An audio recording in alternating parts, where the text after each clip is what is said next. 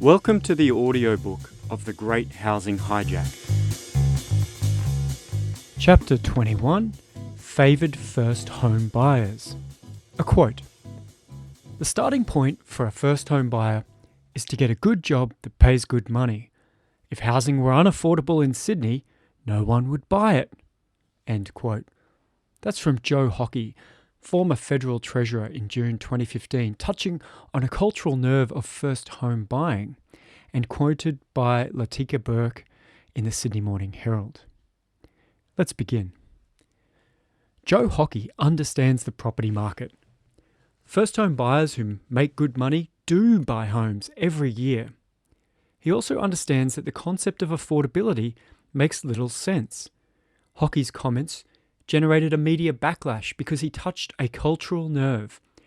Buying a home in Australia is sacred, and subsidising first home buyers hits a political sweet spot. Whether it is lump sum payments, matched savings accounts, free public mortgage insurance, or shared equity, subsidised rent control in the form of home ownership is politically advantageous. The history of first home buyer subsidies is long. Renowned Australian economist Saul Eslake describes that history this way, and I'm quoting: "The federal government began giving cash grants to first home buyers in 1964, when, at the urging of the New South Wales division of the Young Liberal movement, whose president at the time was a young John Howard, the Menzies government began paying home savings grants of up to $500.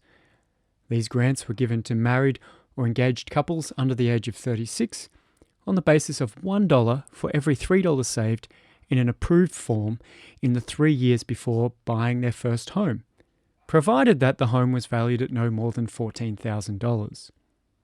The scheme was abolished by the Whitlam government in 1973 in favour of an income tax deduction for mortgage interest payments by people with a taxable income of less than $14,000 a year.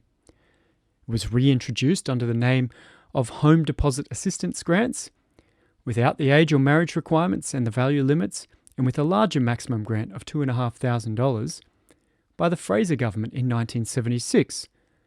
Then was replaced by the Hawke government in 1983 with a first homeowner assistance scheme, initially with a maximum grant of $7,000, later reduced to $6,000, and subject to an income test.